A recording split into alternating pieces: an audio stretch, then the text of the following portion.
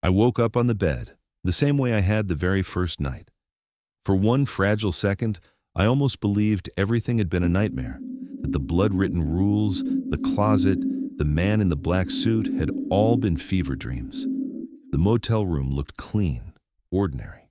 The neon sign outside hummed faintly, not sputtering, not screaming. Pixel curled at the foot of the bed, tail wrapped around his body, eyes half closed as if nothing had ever happened. For a moment I wanted to close my eyes and let that lie cradle me. But the cracks showed fast. Pixel's fur shimmered faintly under the dim light, threads of pale gold weaving through the black glowing faint like static. The clock on the wall ticked, but its hands moved counterclockwise, spinning the hours back instead of forward. And when I stood and glanced at the mirror above the dresser, my reflection was wrong. Not missing, not absent, but late. My body shifted, my arm raised, and half a second later the reflection caught up. I staggered, pressing a hand to the glass, but the figure inside didn't mirror me. He looked at me, as though waiting to see what I'd do next. I stumbled back, my breath ragged. This wasn't a reset to zero, this was something worse. Cycle 248. The words carved themselves across my mind like a sentence I'd already read too many times. The number felt heavy, infinite. How many cycles had I lived? How many choices rewritten until the experiment had decided to try again with this? Pixel jumped down from the bed, padding softly across the carpet. His paws didn't quite touch the ground. Each step flickered, leaving faint afterimages behind, like echoes of movement trapped a second too late. My stomach knotted. The room wasn't solid anymore. Time wasn't linear. I wasn't waking up. I was unraveling. I sat down hard on the edge of the bed, trying to hold myself steady. The air itself seemed to slip, bending just enough that the edges of the room tilted. When I blinked, the curtains were closed. When I blinked again, they were open. I didn't remember moving them. My notebook lay on the nightstand, but the pages flipped by themselves as if an invisible hand skimmed through them. Every page held the same phrase, scrawled over and over, Cycle 248 begins. My chest grew tight. I pressed my palms against my eyes, whispering to myself that I could survive this, that I'd survived the others. But when I opened my eyes again, I wasn't alone. There was another me standing at the far side of the room. He wasn't a doppelganger like before, not a mirror twin, not a seated version scratching in a journal. He was me, but lagging. His movements were out of rhythm, delayed by half a second. I lifted my hand and he lifted his, too late, too fractured. The delay made my skin crawl. And then, worse, there was another. A third version stepped through the doorway, his eyes bloodshot, his face streaked with tears. He didn't look at me. He looked through me, mumbling words I couldn't hear, his lips moving soundlessly. He crossed the room, walked straight past me, and vanished into the bathroom. A moment later, I heard the faucet running, but when I turned to look, no one was there. The room was filling with ghosts of myself, not echoes, not tricks of light, versions. One sat at the desk, scribbling frantically into a notebook until his hand bled. Another crouched by the corner where the wallpaper peeled, scratching at the plaster with broken nails. A third lay curled beneath the window, clutching Pixel in his arms, rocking back and forth, whispering, "Please, please, please," to no one. Each of them moved at different speeds, different rhythms, some too fast, some too slow. The air shivered with their presence. I clutched the key in my fist, the one the man in the black suit had left me. It burned cold, humming against my skin. My voice cracked when I spoke, though I hadn't meant to. This isn't real. This isn't me. But the room didn't listen. The versions didn't fade. They multiplied. Pixel sat in the middle of the chaos, perfectly calm. His body glowed brighter now, threads of light weaving out of him like veins of data. Each ghost of myself seemed to orbit him as if he were the center of gravity, the anchor holding them together. My breath stuttered. He wasn't just caught in this with me. He was the reason it held it all. The reflection in the mirror moved again, too late to match me. This time he didn't follow my gestures. He leaned forward against the glass, pressing his palm flat against it. His mouth opened, and for the first time, sound reached me. "You're overlapping." The words rattled my bones.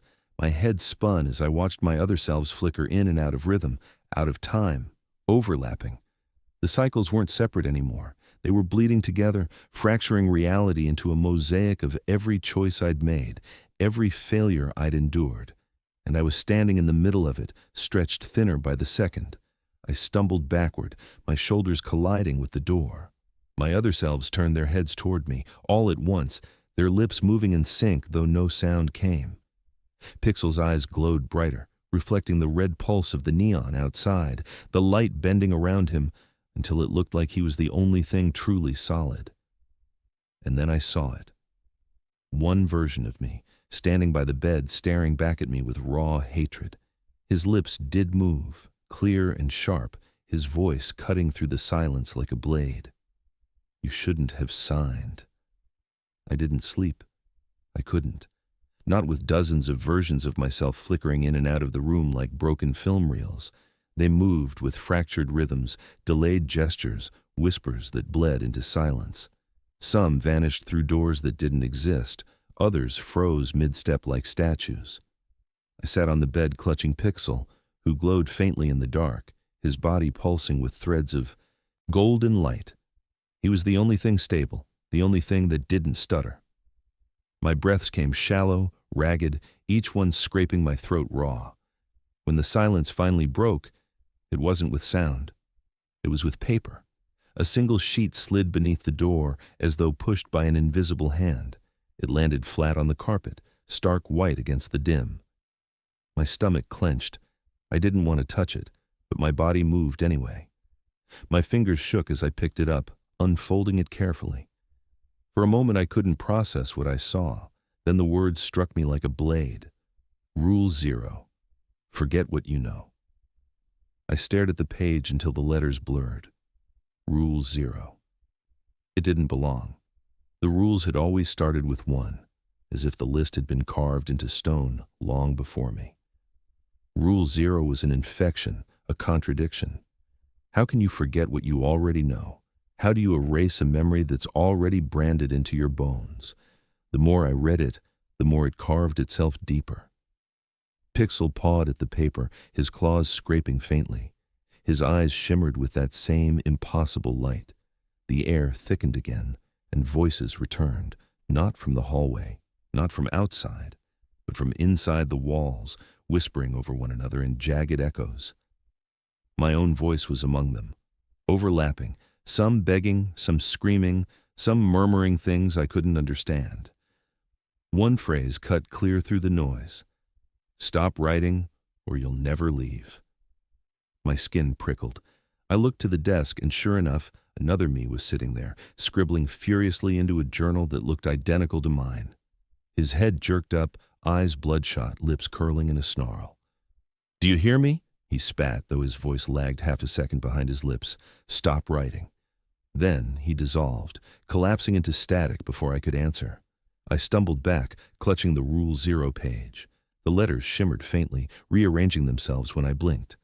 Forget what you know became forget who you are, then forget why you're here. I dropped the page in shock, but it floated instead of falling, hovering just above the carpet. My pulse hammered in my ears. Pixel hissed suddenly, his body arching. His glow brightened until the room bent around him, shadows stretching thin, bending like liquid. The other versions of me flickered faster, their movements glitching, overlapping, faces blurring into grotesque masks. One slammed his head against the wall until the plaster cracked. Another tore pages from his notebook and shoved them into his mouth, chewing until blood streamed down his chin. I screamed, clutching Pixel tighter, but the sound died in my throat. The Rule 0 page burned red. New text bled through the white fibers, scrawled in jagged strokes. Anchor detected, memory resistance increasing. My chest tightened. They weren't just watching me, they were measuring me. Every time I resisted, every time I refused to forget, the system recorded it. Rule 0 wasn't a warning. It was a command from the experiment itself, a way of erasing the anomaly I had become.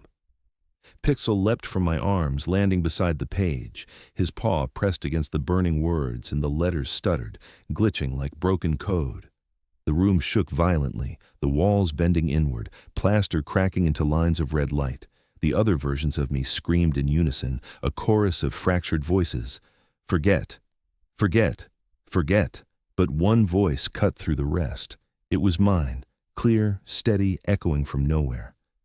You can't forget, Michael. That's why they can't erase you. My knees buckled. The closet door across the room swung open on its own, though I hadn't touched it. Behind it wasn't darkness, but blinding white light. The same white as the laboratory. Shapes moved inside, silhouettes of tall figures in coats, their faces blurred beyond recognition. Their voices poured out, cold and detached. Subject MB remains unstable. Rewrite cycle threatened. Deploy Rule 0 again. I shook my head, tears stinging my eyes. No, I won't. I won't forget him. I won't forget Pixel. My voice cracked. Pixel glanced back at me, his eyes glowing so bright they burned into my skull. He wasn't just my cat anymore. He was the reason I remembered. He was my anchor, my tether to every cycle that came before. Without him, maybe the rewrite would finally work. The figures in the light spoke again, louder now. Sever the anchor, or restart the loop. Pixel hissed at them, his small body trembling, his fur bristled but glowing stronger than ever. For the first time, I realized the experiment wasn't just rewriting me. It was rewriting him too. The Rule 0 page dissolved into dust. The voices fell silent. For a moment the room was still again. I dropped to my knees, gasping, clutching my chest as if I could hold my heart steady by force. My eyes darted to the mirror, and I saw dozens of my reflections all at once, each of them moving out of sync. Some stared back with pity, some with rage, some with exhaustion. But one leaned close, lips forming the same words that had haunted me from the start. You're remembering. The glass rippled, then shattered inward. My reflections poured out like liquid, splattering across the floor, climbing the walls, screaming the same line until the room shook. You're remembering. You're remembering. You're remembering. Pixel leapt onto the desk, his body glowing so brightly it seared my eyes. He turned to me, his mouth opening, and for the first time, I swear I heard him speak in a voice that wasn't an echo, wasn't borrowed. Then write it. The motel shifted again after Pixel spoke. The sound of his voice, or whatever had passed through him, still echoed in my skull. Then, write it. My notebook lay open on the desk, but the words scrawled across its pages weren't mine. They twisted and rearranged themselves with each blink, phrases bleeding into symbols, symbols into numbers. My head throbbed. I couldn't stay in that room. The walls felt too thin, the floor too unstable. I stumbled toward the hallway, clutching Pixel against my chest. The corridor stretched longer than I remembered. It always had a way of bending, but now it was endless, infinite. The carpet was damp beneath my shoes, squelching with every step, though my footprints vanished as soon as I made them. The lights above flickered, buzzing, then steadied, illuminating what lined the walls. Not wallpaper, not doors, mirrors, dozens of them stretching the length of the hallway, facing each other so the reflections folded into eternity. I froze, my stomach sinking. None of the mirrors showed me as I was. Each one reflected a different version. The first showed me alone, the room empty behind me, Pixel missing. My face was hollow, eyes sunken, lips cracked as if I hadn't eaten in weeks. The second showed Pixel lying still in my arms, limp, his green eyes dull and lifeless. I staggered forward, shaking my head, muttering, "No, no, no." The next mirror showed me walking out of the motel into a world covered in ash, no signs of life anywhere, just ruins. Each reflection was a different decision, a different failure, a different cycle. I pressed my hand against the glass of one, desperate to feel if it was solid. The surface rippled like water.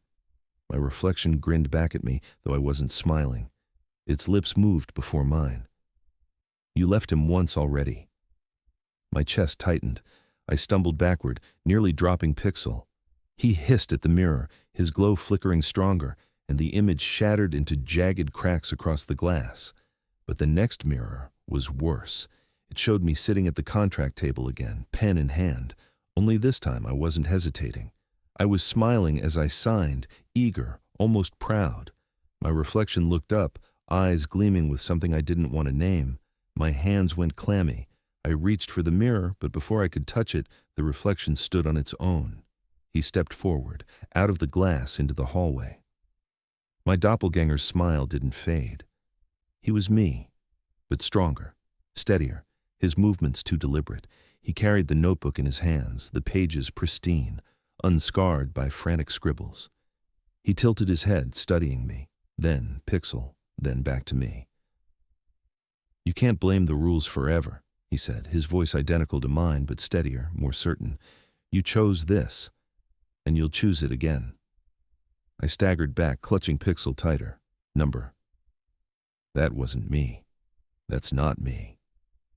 But he only smiled wider. The mirrors around us began to ripple.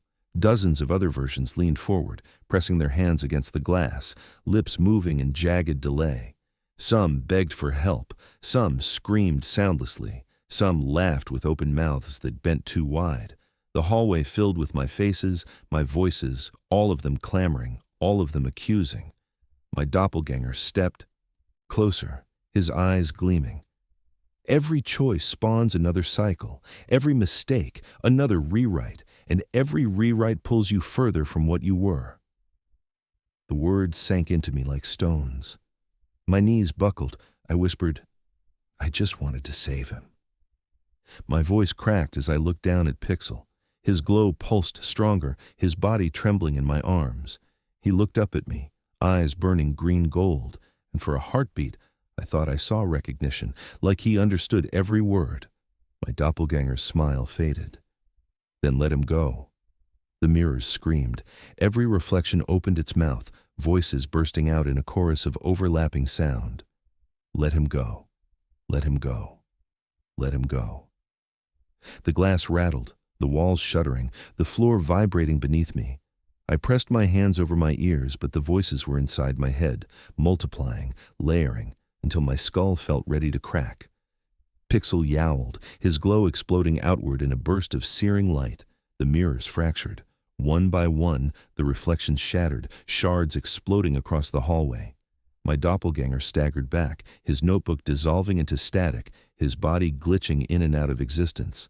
He snarled at Pixel, his voice twisting. "He's the anchor. He's why you're still here. Break him or you'll never leave," I screamed, the sound ripped raw from my throat. "No." The light from Pixel surged brighter, and the entire hallway broke. The mirrors fell away, the glass dissolving into streams of light, cascading down the walls like waterfalls. The reflections dissolved, their voices fading into static. The corridor bent and twisted, reality folding in on itself. I stumbled forward, clutching Pixel as the floor warped beneath me. Doors appeared where the mirrors had been, dozens of them, hundreds, each bearing numbers that changed every time I blinked. 101, 202, 303. Then back to 237. The numbers spun like dials, like the motel couldn't decide which cycle I was in anymore. Pixel leapt from my arms, landing softly on the carpet. His paws left glowing imprints with each step, guiding me forward. I followed, shaking, my breath ragged. The corridor narrowed, the doors blurring together until only one remained at the end. A mirror still hung beside it, cracked but intact. I forced myself to look. It showed me, not broken, not terrified, calm, resolute, writing in the notebook with steady hands. My reflection raised its head and met my eyes. Then it spoke, voice perfectly in sync with mine. "You're not remembering. You're rewriting." The words burned through me, searing truth into bone. I stumbled, my knees weak, my throat dry. Pixel turned, his eyes blazing, waiting for me to decide whether to step through that final door.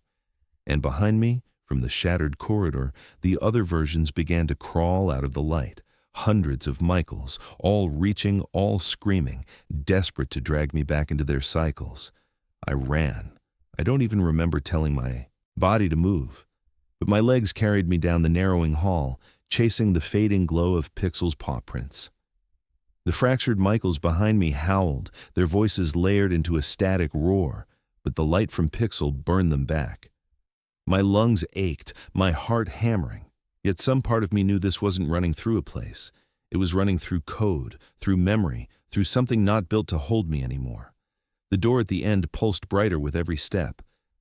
I thought if I could just reach it, maybe the nightmare would fold. But when I burst through, the motel vanished. I stood in the white room again. The transition wasn't smooth. It was violent, like my skin had been peeled inside out. My ears rang, my eyes watered. The walls glared too bright, antiseptic white, humming faintly like machinery beneath the paint. And they weren't empty this time. Shadows shifted behind frosted glass panels, tall figures moving deliberately, their coats brushing against the floor. My stomach dropped. These weren't faceless monsters like the man in the black suit. They were worse. People who had chosen this. The panels slid open with a hiss. 4 of them stepped out, surrounding me with the precision of a choreography. They wore white coats, but their faces refused to stay still. One moment, a pair of gray eyes, the next a hollow blur, the next something stitched and wrong. Each time I blinked, their features rearranged as though reality hadn't decided who they were supposed to be. But their presence was undeniable. "The architects," I whispered, the words spilling out before I realized I knew it. The memory burned into me like a brand. They had always been here. They had designed this. Whispering Pines wasn't haunted.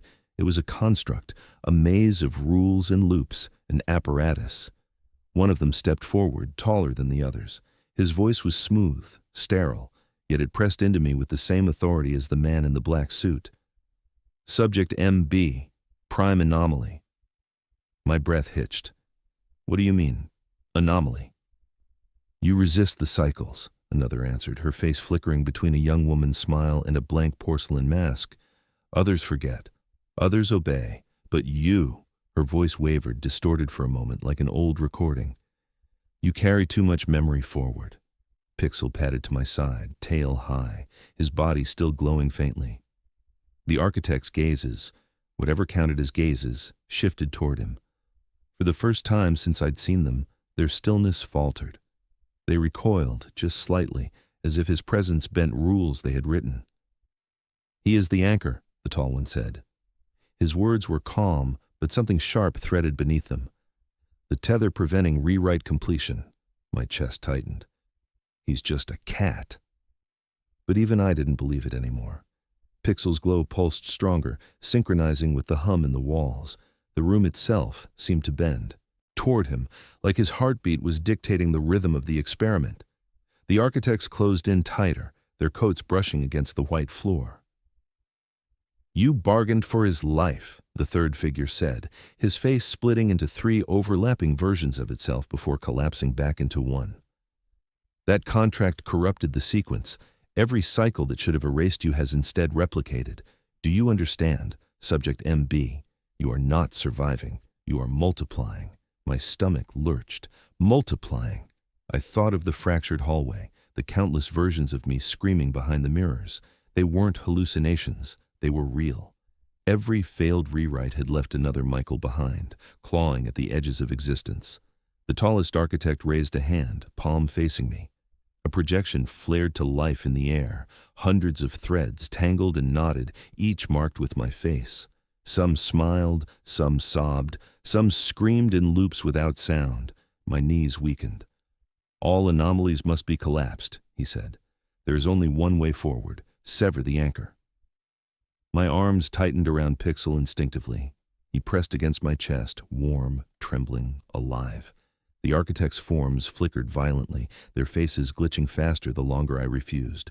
The walls themselves seemed to strain, hairline cracks spreading through the sterile white surface, bleeding faint red light.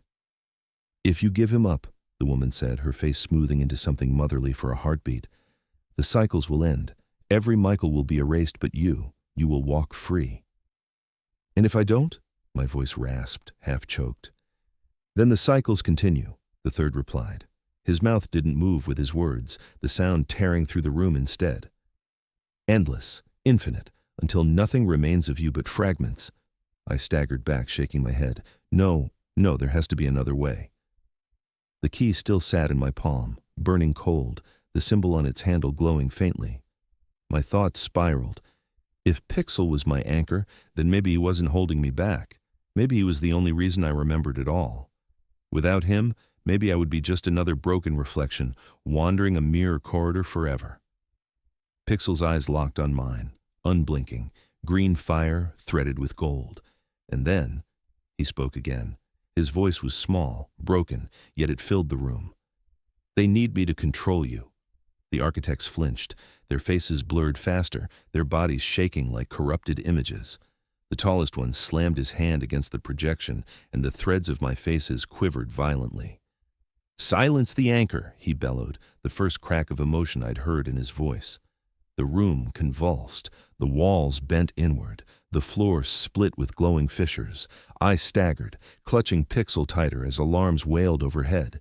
The architects closed in, their coats flaring like wings of static. The woman's voice cracked through the noise. "Choose, Subject MB. Sever him, or lose yourself among infinite echoes." The fissures widened, spilling red light across the floor. My other selves began to crawl out of the cracks, hundreds of hands reaching, hundreds of mouths screaming. Their eyes were hollow, their voices a chorus of broken pleas. The architects raised their arms, trying to corral them back into the fractures, but the anomalies multiplied too quickly. The entire white room was collapsing under the weight of its own failed rewrites. Pixel's glow flared so bright it seared my vision. He pressed his forehead against my chest, purring, not softly, not calmly, but like a vibration of power. "Trust me," his voice whispered inside my skull. I clutched him tighter, eyes burning, throat raw. The key in my palm pulsed with impossible heat. The architects screamed, not words, just static. The room shattered, glass and light exploding outward in a tidal wave. And when the fragments cleared, I wasn't in the white room anymore. I stood before a single door, no number, no rules, just scarred wood, waiting. The door loomed in front of me, scarred wood breathing faintly as though alive. My hand hovered over the key, its weight pressing down on my palm like a brand. Behind me, the architects were gone, or maybe buried under the flood of red fissures that had swallowed their white chamber whole. But their words still clung to me like chains. Sever the anchor, collapse the anomalies, end the cycles. Pixel pressed close against my leg, his fur bristling, his glow pulsing faintly in time with my own heartbeat. I didn't want to turn the key yet. I needed to breathe. When I looked back at the walls, they were no longer clean or white. They weren't even Motel wallpaper. They were covered in writing, handwriting, pages and pages of it, scrawled across every surface, bleeding over one another until the words tangled into knots. At first, I thought they were mine. They looked like my hand, messy, frantic, desperate. But the more I stared, the more I realized every script was different. Some too neat, some too jagged, some written backward, some upside down. They weren't just my words. They were the words of every Michael that had ever existed. And all of them were rules. Rule 1 repeated in dozens of variations. Turn off the neon sign at 11:15. Beside it, never turn off the neon sign. Rule 3 tangled into contradictions. Keep the lights on after midnight. Below it, smeared in something darker than ink. Do not keep the lights on, no matter what. Rule 7 fractured into fragments. Lock yourself in the supply closet. Then, do not enter the supply closet. Then, there is no closet. My eyes darted from wall to wall, trying to follow, but the words shifted whenever I blinked. One moment clear, the next dissolving, rewriting themselves. The rules weren't rules at all. They were lines of code, testing variables, rewritten with each cycle. To measure what I would do, my stomach twisted. I had thought obeying them kept me alive. But really, every time I followed or broke one, I had been feeding data back into the experiment. The walls pulsed, the words glowing faintly as if aware I understood. The rules began to collapse. Letters melted into one another, dripping like wax pooling on the floor. Sentences unraveled, twisting into spirals before bursting into dust. Whole paragraphs blinked in and out of existence, replaced by gibberish strings of symbols. my ears filled with whispers, the voices of all the Michaels before me, crying out as their own words dissolved. Some screamed for help, some laughed hysterically, some begged me not to read. The weight of all their cycles pressed into my skull, and I dropped to my knees, clutching my head, gasping. Pixel yowled, his glow flared, threads of golden light lashing out like tendrils, striking the walls. Wherever they touched, the collapsing rules halted, frozen mid-dissolve. He wasn't just my anchor, he was the only thing keeping the code from devouring itself. My breath came ragged, shallow. I whispered, "They were never meant to guide us. They were meant to control us." Pixel looked at me, his eyes burning with something far older than a cat's gaze. The walls convulsed. New rules appeared, bleeding over the old ones. Rule 13. Do not question the rules. Rule 14. Forget Pixel. Rule 15. Rewrite begins when the subject resists. My heart stuttered. The experiment was fighting back, trying to overwrite me in real time. I scrambled to my feet, backing toward the door. The hallway bent violently, and the walls split into dozens of overlapping corridors, each one lined with shifting rules, some glowing green, some dripping red. I staggered from one to another, dizzy, disoriented. Each corridor ended in a different version of the same door, scarred wood waiting, pulsing faintly. The rules screamed from the walls, overlapping into a chorus. Do this, don't do this, stay alive, die here, save him, leave him, forget. My knees wobbled. I felt my sanity splintering. Which path was the real one? Which door was mine? Pixel darted ahead, his paw prints glowing gold across the carpet, leading me down one of the corridors. I followed, desperate, clinging to his light. Behind us, the other hallways warped, twisting inward, collapsing like lungs exhaling for the last time. The rules on the walls screamed louder, their words twisting into jagged shapes that clawed at my vision. I stumbled, nearly blind, my ears ringing. And then the rules began to bleed. Crimson dripped down the walls, thick and slow, the letters dissolving into rivers of blood. They pooled at my feet, warm and rising, pulling at my legs. I tried to move faster, but the current dragged me back. My heart pounded. Pixel leapt onto my shoulder, his glow flaring brighter. The blood hissed where it touched him, retreating from his light. I gasped, struggling forward as the EBA walls cracked wider, the rules crumbling into dust. Every fragment whispered the same final phrase as they fell apart. You're not remembering. You're rewriting. The voices overlapped into a single roar, shaking the floor, tearing the walls open. Red light poured through the cracks, illuminating hundreds of versions of me clawing their way free from the collapsing rules. They were thinner, hollower, their eyes empty, their mouths gaping in silent screams. The failed rewrites, the abandoned anomalies, they were all coming undone. The door waited ahead, the only solid thing left. Pixel leapt down and pressed his paw against it. The wood rippled beneath his touch, glowing faintly with the same pulse as his body. My key burned in my palm, the symbol searing into my skin. I knew. This wasn't just another test. The collapse of the rules meant the system was failing. The experiment had lost control. The architects were gone, their code unraveling, their rules dissolving. This was the threshold, the place beyond numbers, beyond cycles. The walls screamed one last time as they collapsed entirely, taking the other hallways with them. Blood, dust, and voices tore away into nothing. The world narrowed to me, Pixel, and the door. I pressed the key into the lock. The scarred wood shuddered, pulsing like a heart. The glow spread from the key into the door, into Pixel, until all three of us were connected in one burning line. My vision blurred, my ears filled with static. My body felt like it was tearing apart. Behind me, the last fragments of the rules whispered, barely audible over the static. This is the rewrite. And the door swung open. The door groaned as it opened, not like wood, but like something alive. Sinew stretching, bone cracking.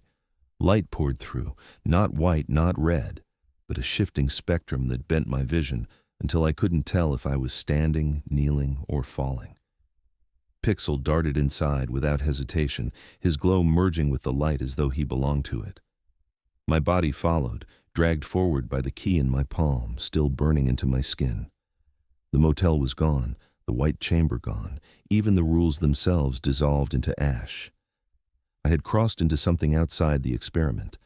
At first I thought it was nothing, just endless dark, stretching in every direction. But as my eyes adjusted, I realized the dark wasn't empty. It was filled with doors, thousands, millions, floating in a black expanse without walls or ceiling. Each door bore a number, flickering constantly, digits rearranging themselves like restless machines. 303, 111, 666, 237. And every time I blinked, the numbers changed again. Pixel sat before one, tail curled, watching me carefully. His eyes glowed brighter here, threads of golden light spilling from them, weaving into the black around us. The doors responded to his gaze, shivering, their numbers slowing, stuttering. I swallowed hard, my voice rasping in the endless dark. Where? Where are we? Pixel didn't speak this time, but the space itself answered. A low hum vibrated through the void, deep enough to shake my bones. The doors quivered, some swinging open just a crack. Through them, I glimpsed flashes, fragments of cycles. In one, I was sitting alone in the motel, older, hair gray, muttering to myself. In another, I was dead on the bed, eyes open and staring. In another, Pixel wasn't there at all. Every door was a different version of my life, a different rewrite branching off. The hum deepened into words, layered voices merging into one. Subject MB, the rewrite incomplete, choose your door. My stomach dropped. The architects hadn't disappeared. They had only shifted, become something larger, woven into the very fabric of this place. I staggered back, shaking my head. No, I'm done choosing. Every door just loops me again. I've seen it. The voices vibrated harder, rattling my skull. Choose or collapse. The nearest door swung wider, and a figure stepped out. My knees nearly buckled. It was me, another Michael, older, his face scarred, his eyes burned hollow. He clutched a notebook, pages falling loose and scattering into the void. He reached toward me, lips trembling. Don't open it. Don't follow them. His body convulsed, glitching, static tearing through his outline, and then he was yanked backward into the door, screaming as it slammed shut. Pixel hissed, his glow flaring. The hum recoiled slightly, the voices faltering. I realized he wasn't just my anchor. He was fighting them. Every pulse of his light slowed the numbers, distorted the choices, resisted the command. My hand shook around the key, the metal burning so hot I thought it would melt through my flesh. I whispered, if I choose wrong, I lose him. If I don't choose, I collapse. My throat closed, panic strangling me. The doors began to swing open all at once. Light and shadow burst from every threshold, flooding the void with scenes. Thousands of Michaels, thousands of motels, thousands of endings. Some I recognized, some I didn't. In one door, I was laughing with a child I didn't know. In another, I was strapped to the white chair again, wires piercing my skull. In another, I wasn't me at all. My body was the man in the black suit, staring back at myself with hollow eyes. The sheer flood of possibility crushed me, pressing me to my knees. My skull buzzed with static, blood dripping from my nose. Pixel leapt onto my shoulder, pressing his head against mine. His purr vibrated through my bones, louder than the architect's hum. And then, clear as a blade cutting through noise, his voice entered my head. There is no right door, only the one we make. The words shattered something inside me. My vision blurred, tears stinging my eyes. All this time I had obeyed, followed, resisted, trapped inside rules someone else had written. But if Pixel was right, then maybe the only way forward was to stop playing the game. I rose to my feet, swaying, the key blazing in my hand. The architects roared, their layered voices breaking into distortion. Choose, subject MB, choose. I raised the key high, my hand trembling, and drove it into the void itself. Not a door, not a number, but the space between. The black shuddered, cracking like glass under pressure. Light bled through the fractures, brighter than anything I had seen before.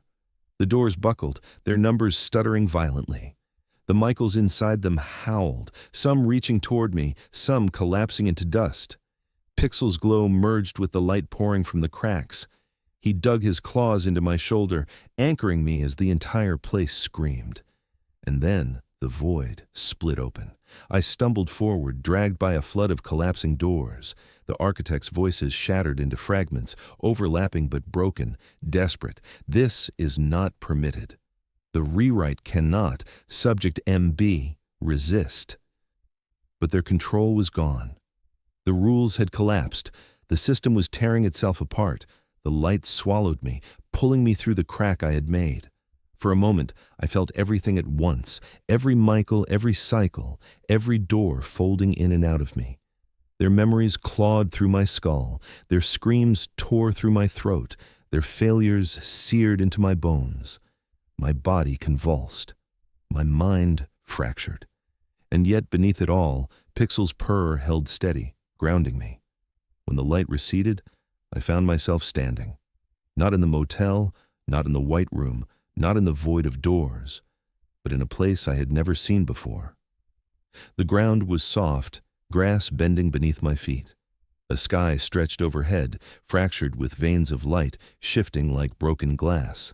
Towers loomed in the distance, impossible shapes bending in on themselves, half architecture, half organism. And on the horizon, something pulsed, vast, mechanical, alive. I realized with a cold shudder that I was outside the experiment, outside the rewrite. Pixel leapt from my shoulder, padding ahead, his glow steady. He looked back once, and though he didn't speak, I felt the words in my chest. This is only the beginning. Behind me, the crack I had forced open was still bleeding light, and I could hear them, the architects, screaming, trying to claw their way through. And I knew, whatever waited beyond this new world, I had broken something they could never repair.